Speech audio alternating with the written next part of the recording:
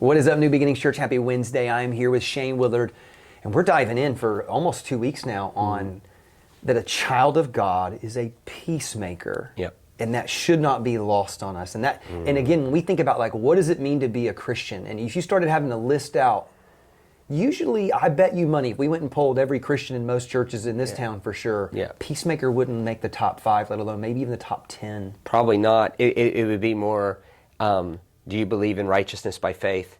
It'd be doctrinal. It would be, yes. Yeah. Which doctrine's always important, but you can tell like, no, the application of doctrine. Yes. And so again, so let's talk more about like, what does it mean to be a peacemaker and how Jesus would have taught that or even lived that out? Well, let's talk about just one particular application of it.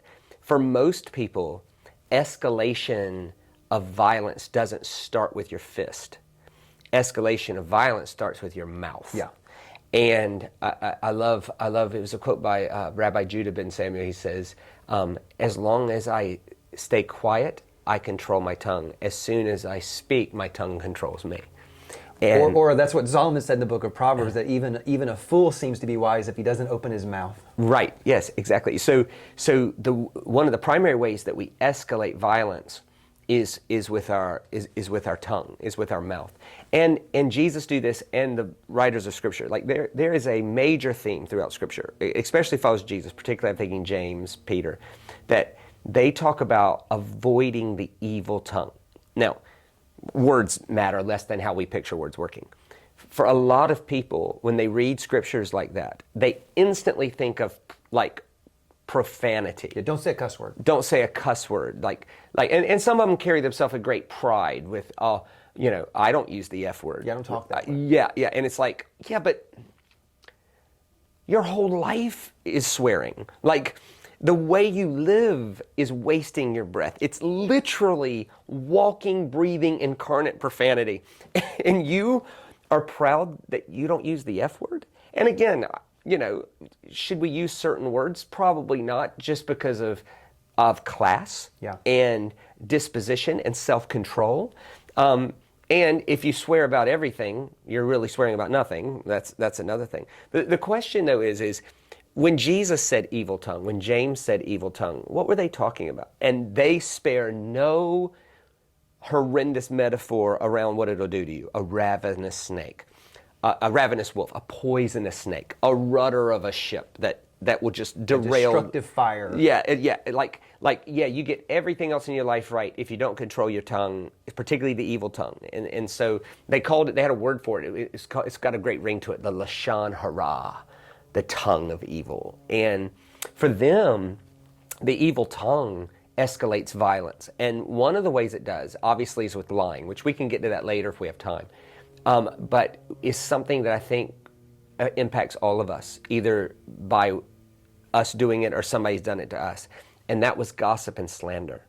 It was a sentence. They said these 5 things are the Lashon Hara. One of them was called the Moze Shimra, which is it's gossip or slander, but literally to put someone's name out as evil.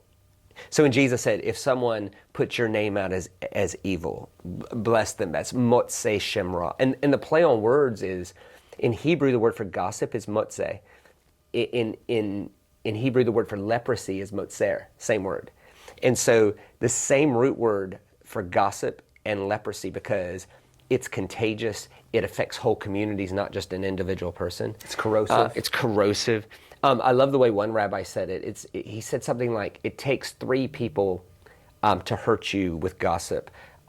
Someone to share it, someone to share it back to you, and yourself. And it dehumanizes and murders all 3 people, because all 3 people become less human in that moment. They forget the image of God in them, and they start escalating the language. Again, you don't have to be in a junior high locker room to have seen that happen in almost everybody's lives. And so for us today, I'd like us to stop and think not whether or not we cuss, but whether or not we use the 24-hour gift of God's breath with our words to build people up.